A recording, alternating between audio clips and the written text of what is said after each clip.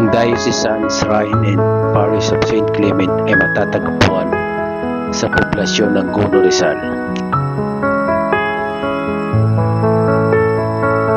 Ang simbahan ay nagsimula bilang kapilya ng isang asyenda taong 1751. Ang lumang kampana na yari sa Tansok na dinala ni Joseph Blanco Bermudez ay patuloy na ginagamit sa ngayon.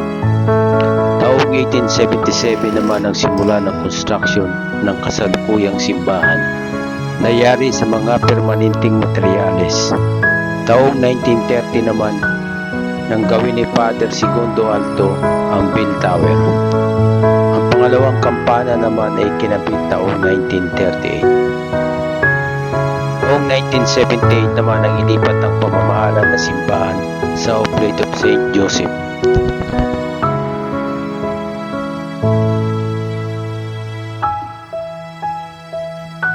Taong 1995 naman ang simula ng major renovation upang mapanatili ang interior na disenyo ng loob ng simbahan at mapanatili ang labas at ang bell tower.